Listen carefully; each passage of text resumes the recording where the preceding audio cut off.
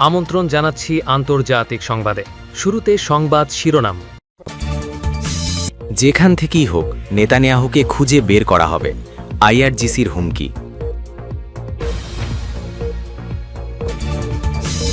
মার্কিন দাপটে বিশ্ব কম্পমান, কিন্তু মাথা নোয়াতে নারাজ ইরান।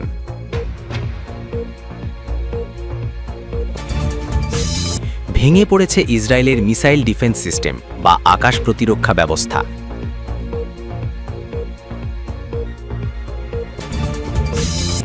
ডলারকে শেষ করেই ছাড়বে ইরান।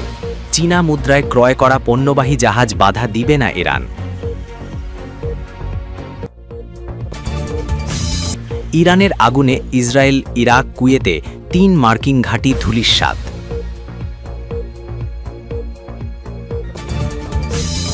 ইরানকে সাহায্য করতে সবার আগে এগিয়ে গেলেন পুতিনই। এতক্ষণ শুনছিলেন সংবাদ শিরোনাম, এবারে বিস্তারিত সংবাদ।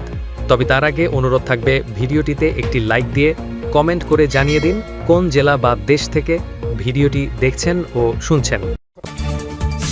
ইরান যুদ্ধ ঘিরে মধ্যপ্রাচ্য জুড়ে চলমান উত্তেজনার ভেতর এবার প্রকাশ্যে ইসরায়েলি প্রধানমন্ত্রী বেনিয়ামিন নেতানিয়াহুকে হত্যার হুমকি দিয়েছে ইসলামিক বিপ্লবী গার্ড বাহিনী। রোববার কঠোর ভাষায় জারি করা এক বিবৃতিতে নেতানিয়াহুকে যেখান থেকেই হোক খুঁজে বের করে হত্যার অঙ্গীকার করে আইআরজি। চলমান যুদ্ধের প্রেক্ষাপটে ইরানে যখন বাড়ছে ধ্বংস আর মৃত্যুর হিসেব নিকেশ, তখনই কড়া ভাষায় এমন হুমকি দিল ইসলামী বিপ্লবী গার্ড। ইরানের বিরুদ্ধে সামরিক পদক্ষেপের জন্যও নেতানিয়াহুকেই দায়ী করে সংগঠনটি। কড়া ভাষায় জানায়, ইসরায়েলি প্রধানমন্ত্রীকে অনুসরণ করা অব্যাহত রাখবে আইআরজিসি। এ বিষয়ে আইআরজিসির নিজস্ব ওয়েবসাইট সেপা নিউজের প্রতিবেদনে বলা হয়েছে, যদি এই শিশু হত্যাকারী অপরাধী বেঁচে থাকে তবে পূর্ণ শক্তি দিয়ে পিছু নিয়ে তাকে হত্যা করা হবে। এদিকে একদিকে যুদ্ধ শুরুর পর সবচেয়ে অস্থির পর্যায়ের মুখোমুখি ইরান ইসরায়েল, অন্যদিকে সংঘাত নিরসনে যুদ্ধবিরতিতে যেতে অসম্মত যুক্তরাষ্ট্র। এমন পরিস্থিতির মধ্যেই ট্রাম্পের বন্ধু নেতানিয়াহুকে সরাসরি হত্যার হুমকি চলমান উত্তেজনার আগুনে আবারও ঘি ঢালবে বলে শঙ্কা বিশ্লেষকদের। এদিকে এরই মধ্যে নেতানিয়াহুর মৃত্যু ও অবস্থান ঘিরে চলছে গুঞ্জন। গণমাধ্যমের খবর, গেল কয়েকদিন ধরে নেতানিয়াহুকে জনসম্মুখে দেখা যাচ্ছে না। তবে সব গুঞ্জনকে পেছনে ফেলে গেল ১২ মার্চ নেতানিয়াহুর কার্যালয়ে একটি ভিডিও প্রকাশ করলে তা নিয়েও তৈরি হয় বিতর্ক। ভিডিওতে নেতানিয়াহুর ৬টি আঙুল দেখা যাচ্ছে এমন খবর রটলে বিবি ভালো আছেন বলে জানায় তার কার্যালয়। মার্কিনী দাপুটের কাছে যখন বড় বড় শক্তিগুলো নতি স্বীকার করে নেয়, তখন মানচিত্রের এক কোণে জ্বলজ্বল করছে একটি নাম, ইরান। কোনো বাকযুদ্ধ নয়, কোনো লুকোছাপা নয়, বরং খোদ ওয়াশিংটনের চোখে চোখ রেখে কথা বলার দুঃসাহস দেখাচ্ছে এই পারস্যের দেশটি। মার্কিন ঘাঁটি গুড়িয়ে দিয়ে যুক্তরাষ্ট্রের কপালে চিন্তার ঘাম ফেলাচ্ছে ইরান।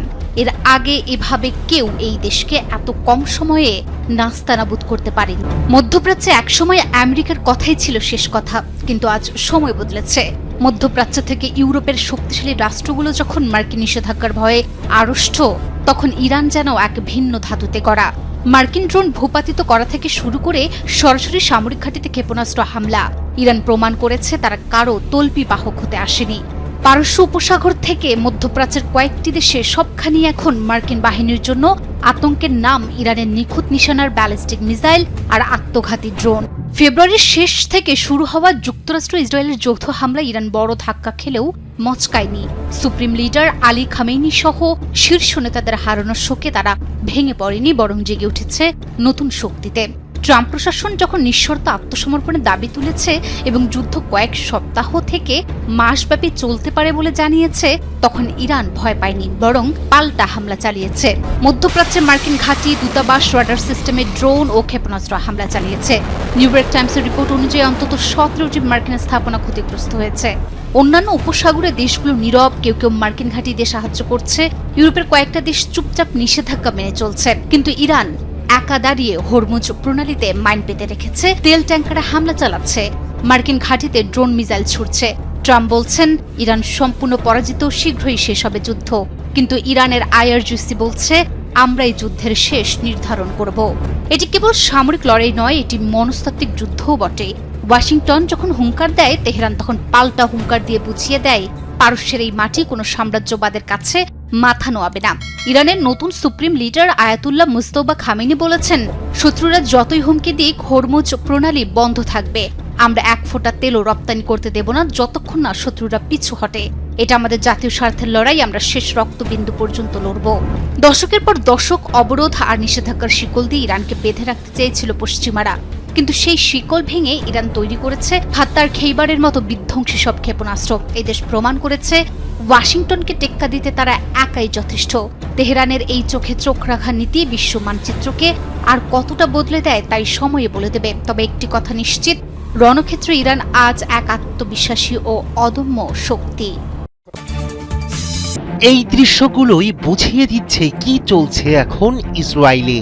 ফুরিয়ে যাচ্ছে ইন্টারসেপ্টর, আর সেই সাথে তাসের ঘরের মতো ভেঙে পড়ছে ইসরায়েলের বহুদিনের অজেয় বলে প্রচারিত আকাশ প্রতিরক্ষা দেয়াল। এই দুর্বল মুহূর্তটাকেই কাজে লাগিয়ে দখলদারদের কঠিন শাস্তি দিচ্ছে ইসলামী বিপ্লবের দেশ ইরান। একের পর এক মিসাইলের আঘাতে কেঁপে উঠছে ইসরায়েলের শহর, জ্বলছে ভবন, আর আতঙ্কে ছুটছে মানুষ। আকাশ ভেদ করে আসা ক্ষেপণাস্ত্রের তরঙ্গে নতুন করে চাপের মুখে পড়েছে তেল আবিবের প্রতিরক্ষা ব্যবস্থা।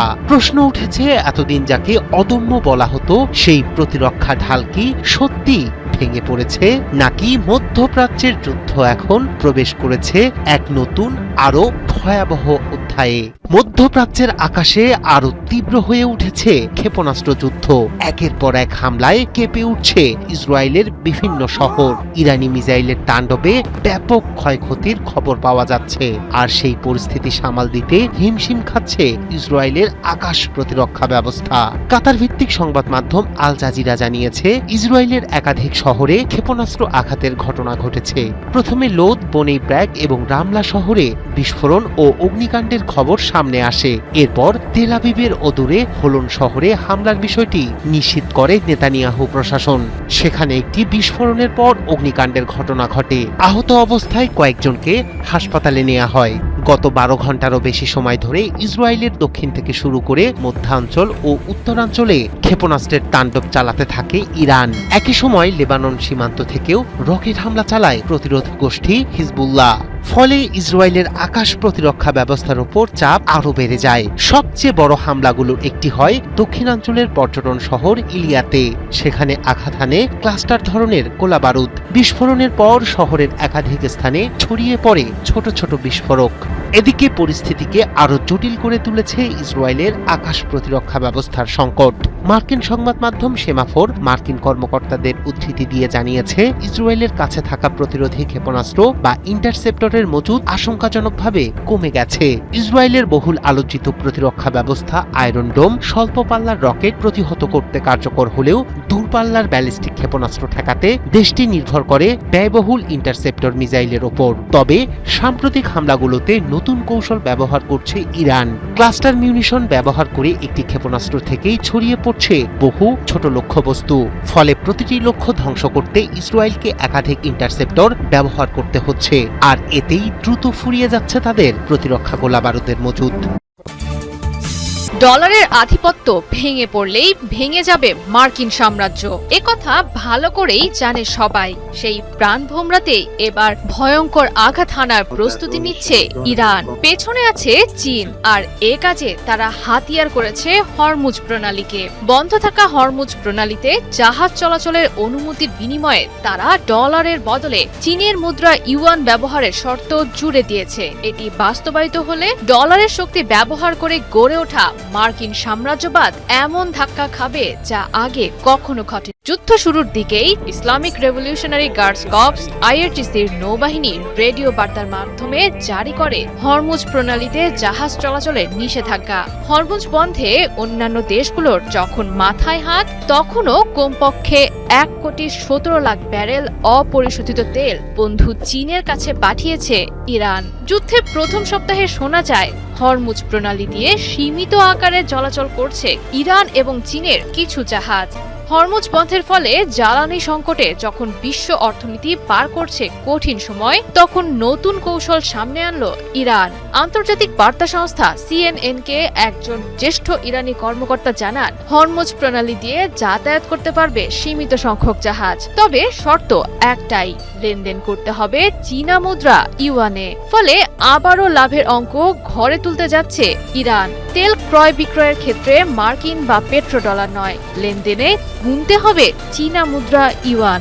শর্তটি বাস্তবায়ন হলে বড় ধরনের চ্যালেঞ্জের মুখে পড়বে প্রায় 52 বছরের পুরনো পেট্রো ডলার ব্যবস্থা। সরাসরি মার্কিন সামরিক শক্তিকে নয়, বরং আঘাত আসবে আমেরিকার বৈশ্বিক অর্থনৈতিক ক্ষমতার ভিত্তির উপর। প্রস্তাবটি সফল হলে বিশ্বে তৈরি হতে পারে দু ধরনের তেলের বাজার, যেগুলো হলো হরমুজ দিয়ে সহজে পরিবহনের জন্য ইউয়ানে কেনা তেল এবং আরেকটি ডলারে কেনা তেল, যা অন্য পথ দিয়ে পাঠাতে হবে তুলনামূলকভাবে বেশি অর্থ ব্যয়। এতে করে পশ্চিমা দেশগুলোর জন্য স্থায়ীভাবে বেড়ে যেতে পারে তেলের দাম ও পরিবহন ব্যয়। ইতোমধ্যেই গেল 28 ফেব্রুয়ারি পর থেকে চীনে যাওয়া ইরানি তেলবাহী ট্যাঙ্কারগুলোকে দাম পরিশোধ করা হচ্ছে ইউয়ানে।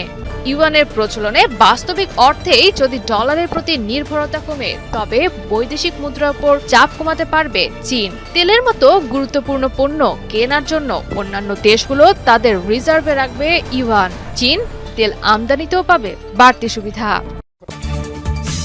আকাশ ছেড়ে ধেয়ে এলো কয়েক ডজন ইরানি ড্রোন আর মিসাইল, টার্গেট ইসরায়েল, ইরাক আর কুয়েতের মার্কিন সামরিক স্থাপনা।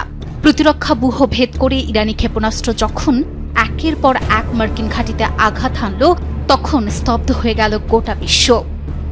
কয়েক মিনিটের প্রলয়ঙ্কারী তাণ্ডবে ধ্বংস হয়ে গেল পেন্টাগনের দামি সব যুদ্ধ সরঞ্জাম আর বিমান ঘাঁটি।